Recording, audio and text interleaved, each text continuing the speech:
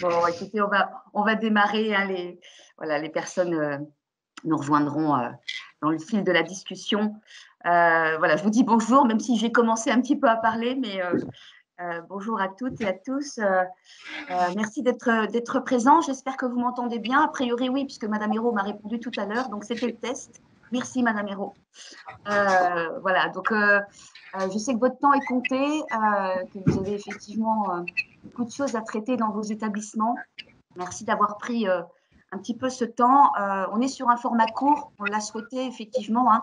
On aurait pu en parler longuement, même si il y a forcément des questions encore à ce jour et qui vont encore perdurer. Mais on a souhaité faire un format court.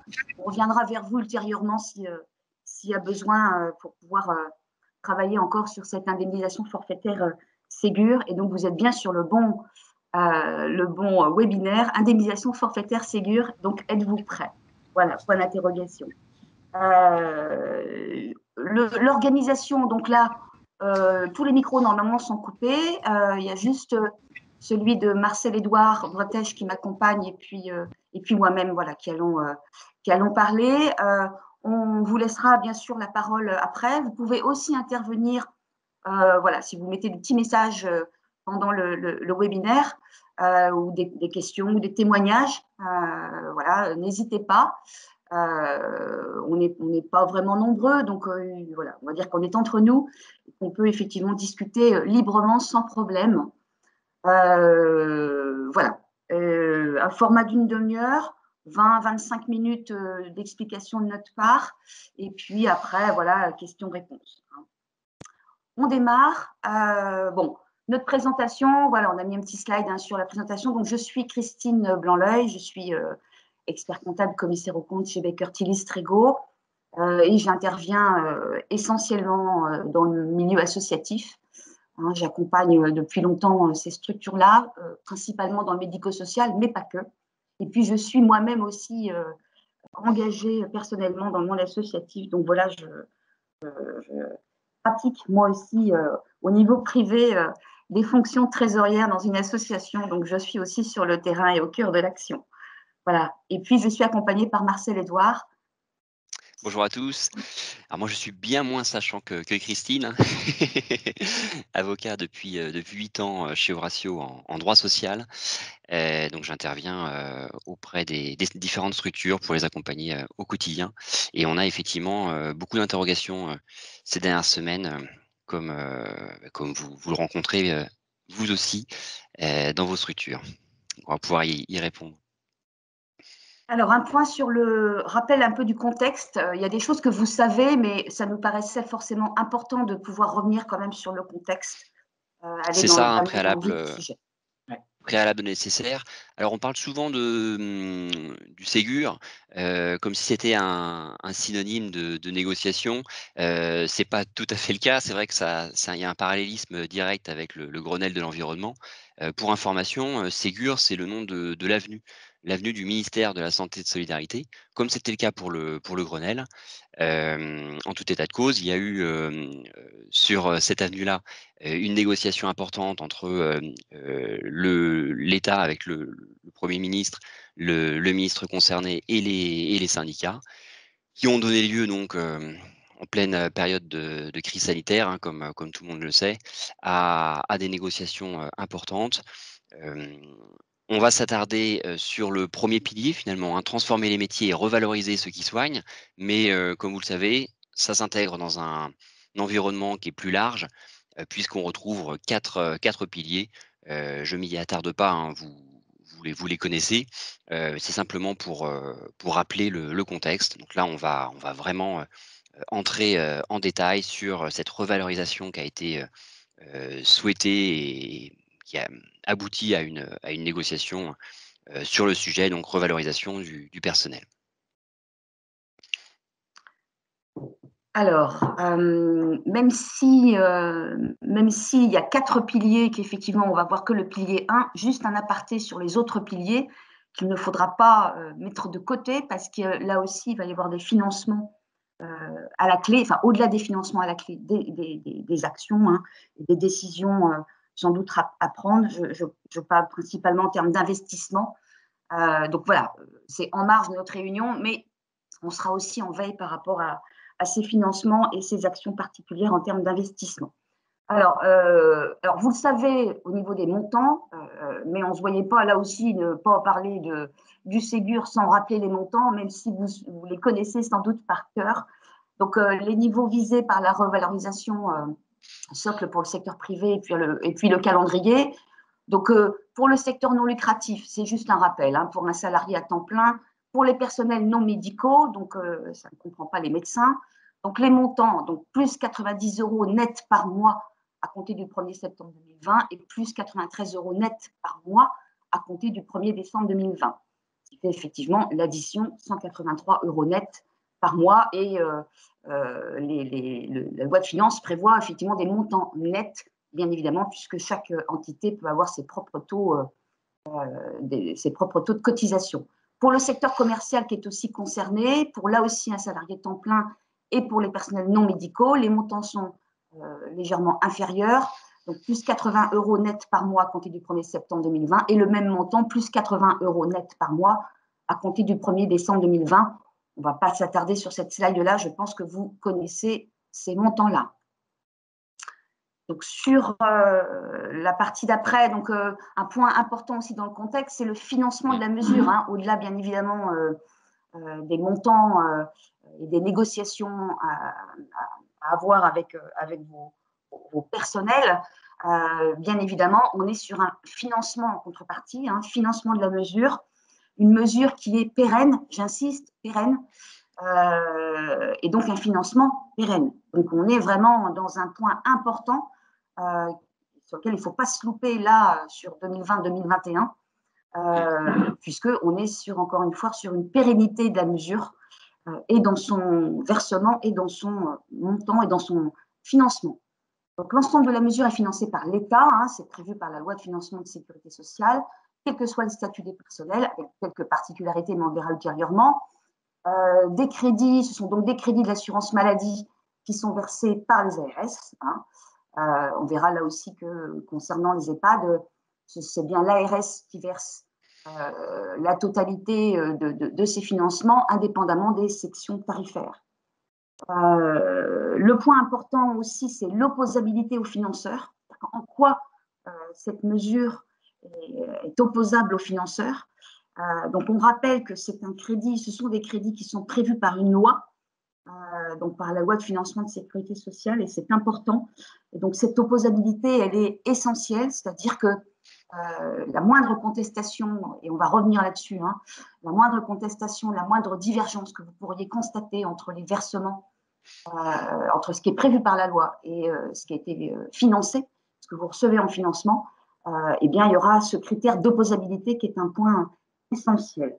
Alors, on a souhaité, avec Marcel Edouard, faire attention, faire une première vigilance, à ne pas anticiper le versement des indemnités Ségur. Alors, vous allez me dire, on est fin février, donc je pense que certains, je vois Madame Hérault je suis désolée Madame Hérault, mais vous êtes en plein milieu de mon écran. Et je sais qu'effectivement, entre ce qu'on peut dire sur un PowerPoint dans un webinaire et puis la réalité, la vraie vie dans vos établissements, il y a effectivement une frontière, mais on vous encourage, si ce n'est pas fait encore, à ne pas anticiper le versement des indemnités Ségur, préalablement à la réception des financements, toujours aussi par rapport à la pérennité de la mesure, puisque à partir du moment où vous avez commencé à verser les indemnités, et que si on s'aperçoit que les financements ne sont pas au rendez-vous dans leur totalité, on peut effectivement mettre en difficulté l'établissement. Mais on reviendra sur cet aspect-là. C'était un point de vigilance qu'on voulait quand même déjà souligner, même si dans certains établissements, vous avez commencé à verser ces indemnités. Alors, un périmètre, ouais. Juste pour rebondir sur ce que tu viens de dire, Christine, il faudra notamment faire attention aux libellés. On y reviendra hein, par la suite, mais c'est vrai que s'il y a anticipation, dans ces cas-là, il ne faut pas hésiter à le mettre dans le libellé sur les bulletins de salaire, que c'est une avance sur l'indemnité forfaitaire Ségur. De la même manière, on y reviendra, il faut vraiment dater les versements. Je sais que les logiciels PEL ne sont pas forcément adaptés et n'ont pas eu la réactivité par rapport au Ségur. Donc on n'a pas la possibilité, à travers le logiciel parfois d'inscrire noir sur blanc que le versement, il est, pour la date par exemple du 1er septembre au au 31, 30 septembre. Il faut le mettre, donc faut chercher une solution pour bien dater, pour bien indiquer, qu'on est sur de l'anticipation. Sinon le risque, c'est que ça crée un droit, pour les salariés et que ce ne soit pas opposable aux financeurs. Donc là, ce sera directement la trésorerie des structures qui sera impactée. Pour en revenir effectivement au périmètre fixé, par le mécanisme, on voit il est pas figé, il s'étend peu à peu. On avait eu des difficultés avec Christine en préparant le PowerPoint parce qu'on ne savait pas, si, telle ou telle structure allait être concernée au 25, février. Pour revenir donc sur l'historique, on a, une annonce, qui vient, clôturer les négociations entre les syndicats et l'État. Donc c'est le secteur public qui est concerné. On a une revalorisation de l'ensemble des personnels, mais bien évidemment, le secteur privé allait être concerné, mais ça fera l'objet de lobbying, de négociations ultérieures. On a vu en courant octobre, Hem, une négociation qui a abouti pour le secteur, privé, solidaire. Donc là, on a les établissements de santé et EHPAD, donc hors siège et hors groupement, qui vont être concernés. Donc là, on a par exemple les HAD, les, MCO, psychiatrie, dialyse, qui vont être concernés par la mesure. Encore une fois, ça ne règle pas toutes les structures et donc les négociations vont se poursuivre. Les 16 et 17 février, il va y avoir les établissements rattachés à un établissement public avec, donc, une extension au secteur social et médico-social.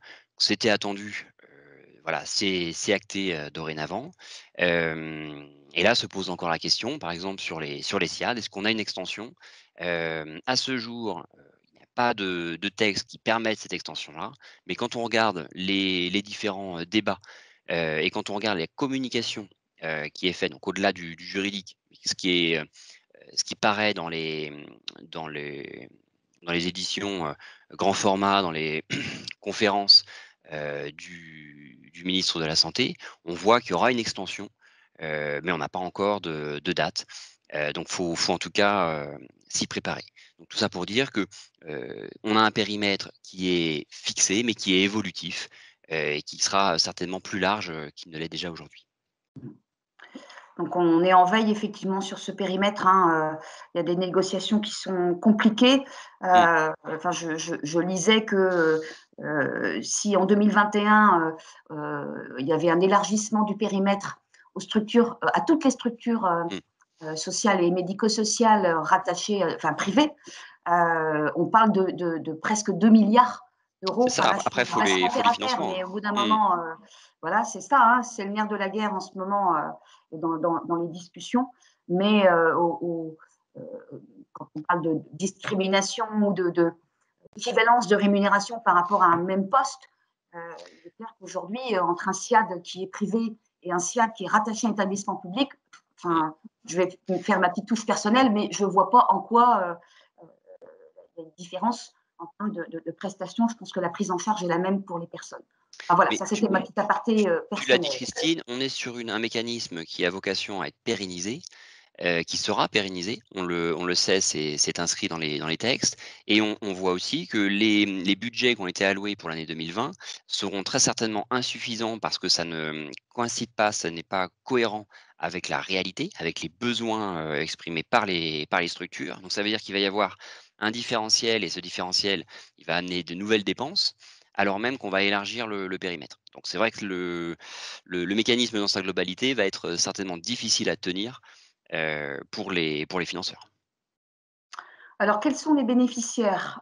Donc, pour les établissements de santé privés, les EHPAD privés, donc les salariés non médicaux, donc ça, vous le savez, donc hors médecin, j'en ai parlé tout à l'heure, les personnes qui sont à temps complet ou à temps partiel, les CDI, les CDD.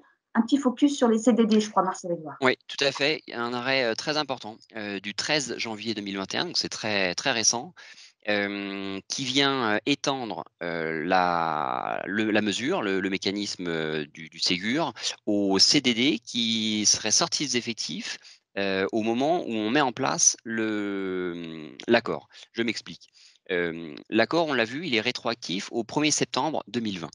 Il va être, ça on verra dans les slides suivantes, il va être effectif par le mécanisme d'une déclaration unique, d'un accord d'entreprise qui interviendra, alors soit qui est déjà intervenu fin d'année, début d'année 2021, ou qui va être mis en place dans les semaines qui viennent.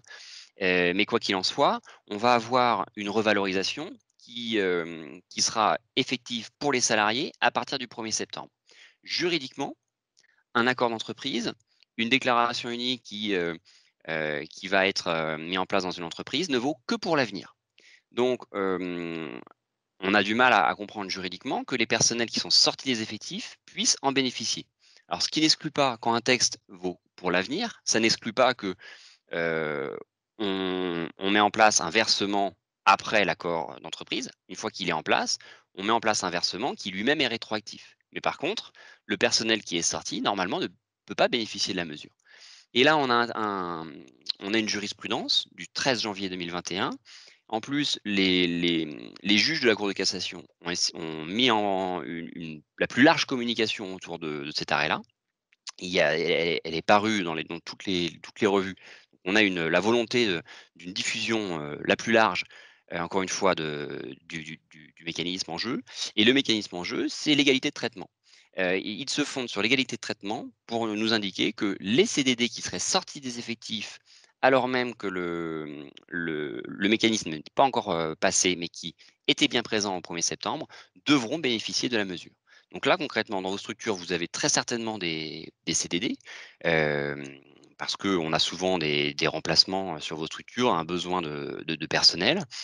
Donc les salariés qui seraient entrés ou qui auraient leur contrat courant septembre jusqu'à février et qui seraient sortis des effectifs au moment où vous mettez en place l'accord ou la DUE, bénéficieront tout de même de ce mécanisme. C'est un point effectivement important. Donc, ne sont pas concernés les salariés qui sont en contrat d'apprentissage, contrat de professionnalisation, les salariés qui sont en contrat aidé, les salariés qui sont aussi dans les sièges, voilà, pour les associations qui bénéficient de sièges avec de multiples établissements rattachés à ces sièges, les salariés qui sont mis à disposition, donc entre autres dans les groupements de coopération sanitaire, donc oui, ils sont concernés. Les salariés qui sont aussi mis à disposition d'une autre structure. Donc là, bien évidemment, ça dépend de l'éligibilité de la structure, l'éligibilité par rapport au dispositif. Les intérimaires, c'est souvent une question aussi que l'on a.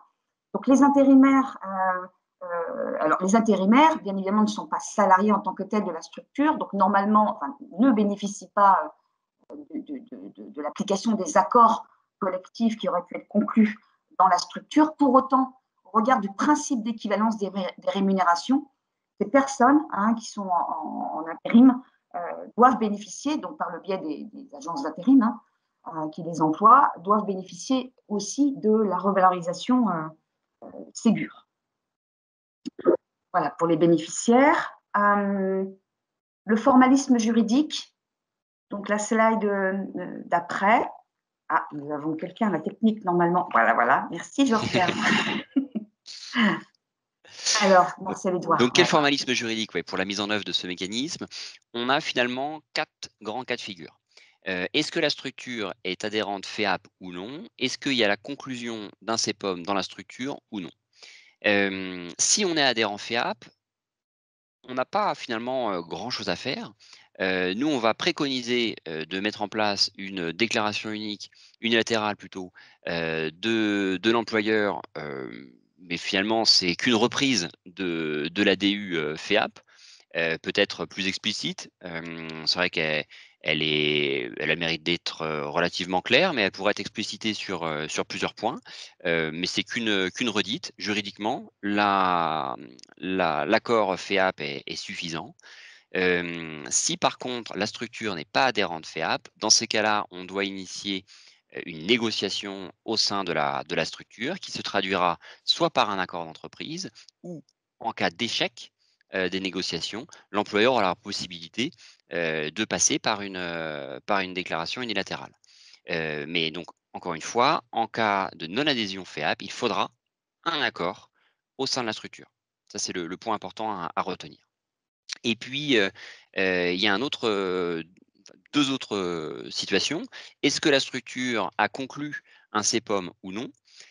Si c'est le cas, s'il y a la conclusion d'un CEPOM, alors dans ces cas-là, hein, on le voit, c'est la logique depuis 2009, on n'a plus besoin d'aller chercher un agrément. Le CEPOM va être suffisant pour être opposable au financeur. L'enjeu, il est là, hein, à travers la conclusion CEPOM, ça va être l'opposabilité au financeur. Donc, si on a un CEPOM, on n'a pas grand-chose à faire, mais encore une fois, on a une préconisation, c'est de toute façon d'analyser le coût de la mesure.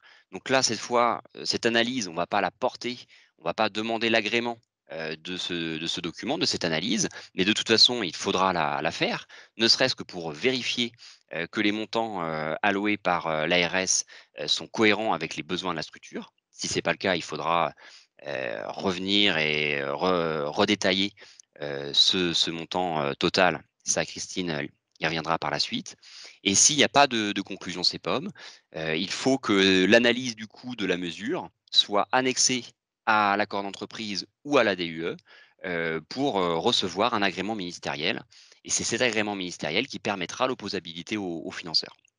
Ça, c'est un point très important, sans quoi ce serait un coût faramineux pour la structure sans opposabilité aux financeurs. Donc c'est une condition essentielle. 2 points de vigilance. Si la structure bénéficie d'un délégué syndical, il faut passer privilégier une négociation avec le délégué syndical. Donc, il faut faire attention parce qu'il y a il y a des délais particuliers à observer. Donc, parfois, j'ai rencontré le cas, les structures, dans leur quotidien, n'ont pas forcément l'information. L'information se perd sur la présence d'une délégation syndicale dans la structure. Donc, il faut bien faire attention. Ça poserait des difficultés en cas de dépôt de l'accord à la directe. Donc il faut bien anticiper ces situations et de la même manière, il faut également anticiper la signature de l'accord. Au sein des structures, on a parfois une délégation qui est assez subtile et se pose souvent la question de qui peut signer l'accord ou la DUE. Est-ce que ça va être le président, la présidente du conseil d'administration? Est-ce que ça va être le directeur, la directrice? Voilà, il y a certainement à se pencher sur le jeu de délégation. Et de toute façon, pour ce qui concerne la demande d'agrément, c'est important d'aller chercher l'adhésion de l'ensemble du conseil d'administration pour recevoir un avis bien avisé et ne pas laisser le directeur, la directrice seul sur cette décision qui peut avoir des conséquences redoutables pour la structure. Je rajouterais pour le CEPOM, puisque dans le pratico-pratique sur le terrain, on a, on va dire peut-être, enfin, je parle de ceux que je connaisse, hein, des établissements, on a une majorité d'établissements qui aujourd'hui ont un CEPOM en cours. Pour d'autres, on s'est inscrit dans le calendrier de la signature du CEPOM. C'est-à-dire que tout le monde n'est pas au même point aujourd'hui. Tout à fait. Et donc, c'est souvent en plus indépendant de la volonté de l'établissement de ne pas avoir encore signé son CEPOM parce qu'il y a un calendrier respecté qu'on a tous connu en plus 2020 avec un peu de perturbation, voire même beaucoup, ce qui a pu aussi perturber le calendrier de signature des CEPOM. Pour autant, je pense que ce qui est important, c'est bien sûr la signature du CEPOM, mais c'est aussi et surtout d'être dans le champ de la conclusion du CEPOM par rapport à l'opposabilité dont Marcel Édouard parlait.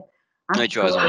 J'ai des questions effectivement sur certains établissements qui me disent bah oui, mais nous on n'a pas signé le CEPOM parce que on était en cours, voilà, ce que je peux comprendre. Hein, Mais par contre, on est quand même dans le champ du CEPOM. Ce n'est pas un refus de signer un CEPOM, on n'est pas dans un contentieux par rapport à la signature du CEPOM, on est dans le calendrier qu'on respecte avec les perturbations qu'on a pu connaître en 2020. Voilà. Donc, relativisons ça, hein, il faut quand même être, dans la grande majorité des cas, même si le CEPOM n'est pas signé, on sera quand même dans un phénomène de possibilité d'opposer, hein, l'opposition aux financeurs par rapport à la mise en place de cette indemnisation Ségur. Sur les aspects financiers et comptables, alors qui est un point important, forcément je ne vais pas dire le contraire puisque c'est ma partie, mais qui est un point d'autant plus important parce que on commence à recevoir, et vous avez peut-être sans doute commencé à recevoir là, dans les jours là, dans cette semaine là, les établissements ont commencé, les EHPAD ont commencé à recevoir leurs dotations, avec plus ou moins d'explications, plutôt moins que plus d'ailleurs. Voilà, donc même si, comme l'a dit Marcel Édouard, dans certains cas de figure, on n'a pas forcément l'obligation de faire un calcul d'enveloppe précis des conséquences de l'indemnisation Ségur.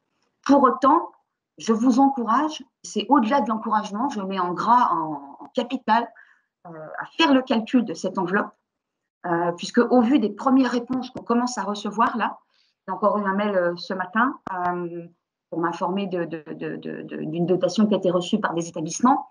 Clairement, on est sur des montants, pour certains, qui sont inférieurs à ce qu'on avait programmé, avec ce qu'on avait prévu. Donc, pour pouvoir le dire, il faut faire le calcul. J'enfonce une porte ouverte, mais c'est un point essentiel.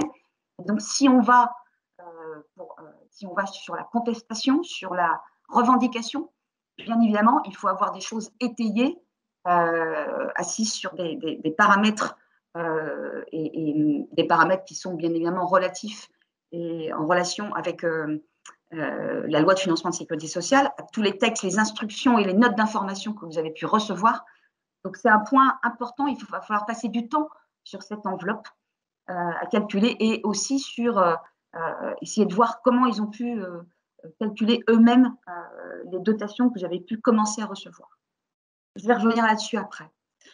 Donc, sur les aspects financiers et comptables, il faut bien évidemment calculer la revalorisation brute, puisque tous les montants sont en net. Bien évidemment avec les cotisations patronales et fiscales et les contributions salariales. Dans les patronales, alors je rajoute fiscales, hein, puisque on a peut-être souvent tendance à oublier, hein, mais il ne faut pas oublier bien sûr les incidences fiscales. Dans la fiscalité, c'est la formation continue, l'investissement construction et la taxe sur les salaires. Dans les cotisations patronales, c'est important aussi de ne pas se référer à des taux moyens du secteur, puisqu'on peut avoir des disparités selon les établissements, type versement de transport ou des contrats de retraite ou de prévoyance supplémentaires ou différents selon les établissements. Donc, il faut bien tenir compte de vos propres cotisations et de vos propres contrats que vous avez conclus dans vos établissements. Bien évidemment, attention, mais ça, je pense que vous avez déjà constaté les choses, hein, attention à l'effet de la réduction des allègements généraux sur l'ensemble de la rémunération et au caractère dégressif des allègements généraux, d'autant plus en 2021, puisque toutes les régularisations sur les bulletins vont avoir lieu en 2021, sauf ceux qui éventuellement auraient anticipé en 2020, mais la grande majorité, ça va être en 2021. Donc, on va avoir des salaires qui vont être bien évidemment augmentés par ces 183 € nets, mais aussi augmenté par la régularisation suite à l'effet rétroactif, ce qui va d'autant plus avoir d'effet sur, entre autres, si je prends l'exemple de la réduction Fillon. Un effet aussi sur le prélèvement à la source, impôt sur le revenu. Alors, ça ne concerne pas directement l'établissement, mais ça concerne vos salariés. Je pense que c'est important aussi de vous former là-dessus. Puisque forcément, hein, qui dit augmentation de salaire dit potentiellement un prélèvement à la source qui pourrait arriver ou pas. Enfin voilà, chaque cas est différent selon les foyers fiscaux, bien évidemment, mais je pense que ça, c'est aussi à évoquer dans vos discussions avec vos personnels. Donc, une évaluation précise de l'enveloppe financière indispensable, je l'ai évoqué en préambule, pour vérifier le montant de la dotation reçue.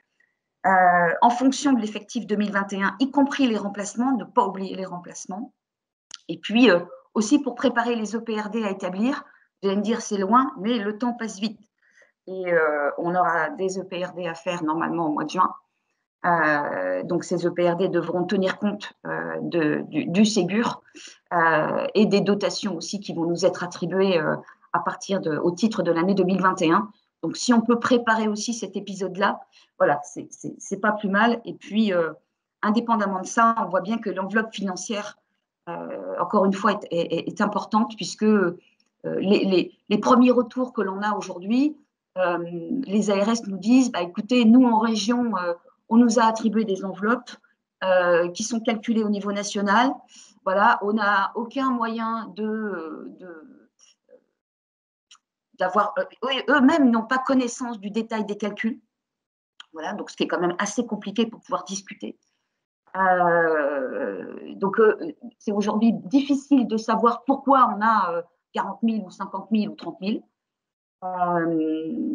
Ce qu'on sait, c'est que au cours du premier semestre 2021, il va y avoir une mesure d'impact, il va y avoir un calcul de la mesure d'impact de ces premiers versements de financement. Et les ARS invitent aussi les établissements à réagir aux premières dotations que vous pourriez recevoir pour les contester ou pour dire, ben voilà, il y a une divergence importante, significative au regard de moi, ce que j'avais calculé et par rapport à ce que je reçois. Je rappelle, l'opposabilité aux financeurs, c'est un point essentiel pour pouvoir effectivement contester. C'est une loi de financement de sécurité sociale, donc vous avez droit au montant qui est prévu de par la loi et au cas particulier dans chacun de vos établissements. Voilà. Dans les particularités des calculs, l'indemnité Ségur est exclue de l'assiette de calcul de toutes les primes et indemnités qui sont prévues par la convention collective, type la prime de 5% par exemple que vous connaissez. Elle est proportionnelle, l'indemnisation est proportionnelle au temps de travail. Elle est calculée au prorata du temps accompli dans l'entité éligible pour les salariés exerçant dans plusieurs structures. On peut effectivement avoir typiquement une aide-soignante qui va travailler dans un EHPAD et puis la même aide-soignante qui va travailler dans un SIAD. Je ne vous dis pas le problème aujourd'hui. Voilà. Bon. Cas de figure pourtant qu'on rencontre habituellement. C'est ça. Puis au-delà du bulletin de salaire à construire, c'est aussi la difficulté que vous rencontrez, vous, en tant que, au niveau de la gouvernance, pour pouvoir discuter quand vous avez différents établissements concernés ou pas concernés. Donc, vivement le périmètre élargi et donc les milliards qui pourraient arriver. Une prise en compte dans le salaire annuel moyen pour le calcul des indemnités de rupture. L'indemnité et l'indemnisation est incluse pour les indemnités de rupture, départ à la retraite par exemple ou licenciement. C'est inclus également dans le calcul du maintien de salaire, le calcul de l'indemnité de congé payé, de l'indemnité de précarité. Simplement, Christine, je reviens juste sur le point précédent par rapport à l'indemnité de rupture. Ça recoupe un élément sur lequel on avait attiré votre attention précédemment. C'est sur le fait qu'il est nécessaire de dater les versements. En tout cas, la période de rattachement à ce versement. Sinon, le risque, c'est de gonfler l'indemnité de rupture. Si, par exemple, on a un versement fort qui intervient en février avec la prise en compte de la période septembre jusqu'à février, ça veut dire que l'indemnité, elle va être forte puisque il y aura un précédent de 5 mois. Et si le salarié quitte la structure à ce moment-là, ça va artificiellement venir gonfler l'indemnité de rupture. Donc là, ce qui va être important, c'est encore une fois de dater, de bien indiquer que ce versement, il intervient pour la période du 1er septembre au 28 février pour qu'il y ait une prise en compte au prorata. Donc, il ne faut pas tenir compte non plus de cette indemnité dans les éléments de salaire qui permettent de déterminer si le SMIC est atteint. Donc, on a dans nos établissements l'indemnité différentielle pour arriver au SMIC qu'on connaît. Donc, celle-ci perdure puisque l'indemnité Ségur est mise à part et n'est pas intégrée pour la détermination de savoir si le SMIC est atteint ou pas. Vous allez me dire c'est une évidence, mais c'était mieux de l'écrire et de le dire. L'indemnité Ségur n'est pas non plus intégrée dans le taux horaire qui sert à calculer j'ai oublié un petit mot, les heures supplémentaires ou les complémentaires. Voilà, donc ça c'est fait. Et puis, vous avez dû voir et vous avez peut-être discuté avec vos conseils experts comptables, il y a effectivement un schéma comptable d'enregistrement des charges et des financements en correspondance, puisque là, on est en plein dans les arrêtés 2020, au 31 décembre 2020. Donc là, il y a les schémas comptables qui ont été prévus. On a une instruction pour ça, donc il faut bien évidemment le respecter en lien et en accord avec votre expert comptable et puis ou votre commissaire aux comptes aussi, bien évidemment. Il y a des conditions. Je ne vais pas revenir sur ce schéma comptable, ce n'est pas forcément l'objet de la réunion. Et puis, je vois qu'on a dépassé malheureusement un peu de temps. Ça passe vite. Voilà. Donc, bon, on a fait un rapide tour, mais vous voyez qu'on a dépassé un peu de temps. On a vite fait de déborder. Je sais, j'ai vu quelques questions peut-être passer. Je ne sais pas si on a un petit peu de temps. Oui, Christine, on a deux questions de Christine, mais je crois que Marcel Edouard y a répondu. J'ai vu que le temps filait et du coup, je me suis permis de répondre dans la continuité. Ouais. D'accord. Ce que je tiens à insister, là aujourd'hui, où on commence à avoir les dotations qui, je me répète, les dotations qui commencent à arriver. Ça y est, oui. Je sais bien qu'aujourd'hui, le quotidien dans vos établissements est compliqué, mais pour autant, cet aspect financier et de revalorisation salariale étant pérenne, c'est important de passer du temps. N'hésitez pas à contacter vos conseils experts comptables pour pouvoir analyser avec eux, la situation, où vous en êtes, qu'est-ce que vous avez versé, est-ce que vous avez pris toutes les précautions si vous avez déjà commencé à verser alors que vous n'aviez pas reçu les financements, voir si effectivement on est bien dans le champ de l'opposabilité. Si vous constatez des écarts, eh bien, qu'est-ce qu'on fait ? Étape 1, étape 2, et on va sans doute avoir de commentaires au cours du premier semestre 2021. Voilà, on va avoir au-delà du juridique, on va profiter de tous ces échanges. Et au-delà du juridique, il faut bien insister aussi sur la communication. Il faut anticiper la communication aux salariés en insistant particulièrement sur la condition essentielle qui est le financement. Le mécanisme ne doit pas générer un coût supplémentaire pour les structures. Donc ça, il faut bien l'indiquer aux salariés que vous êtes en attente des versements par l'ARS et que c'est ça qui conditionnera la revalorisation de leur rémunération. Sans quoi le contexte social sera très très très dur et lourd dans les structures. Voilà, s'il n'y a pas de questions complémentaires, sachez qu'on est en veille voilà, sur ce sujet, pas tous les jours mais presque. On a aussi accès au même site d'information que vous et aux informations de vos organisations professionnelles. Et qu'on va être en veille là pendant ces jours-ci là où les dotations vont tomber, et puis bien sûr après sur aussi l'évolution du périmètre, entre autres.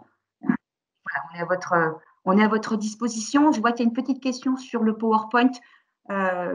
Oui, je crois qu'on a prévu, on en a discuté, on a prévu effectivement de vous transférer le PowerPoint qu'on vient de préparer, même si je pense qu'à l'oral c'est sans doute plus simple. Voilà, il y a plus d'explications à l'oral que sur le simple PowerPoint, mais oui, bien évidemment, il sera à votre disposition. On va vous le transférer. Et puis pour les personnes qui seraient arrivées en cours de route, le webinaire est enregistré, donc oui. Il n'y aura pas de difficulté pour écouter le début si vous avez manqué un petit peu du début. Voilà. Et merci beaucoup. Bonne journée, bon courage. Voilà. Et puis encore une fois, on est avec vous. N'hésitez pas à nous solliciter. Merci beaucoup. Bonne journée. Bonne journée. Au revoir.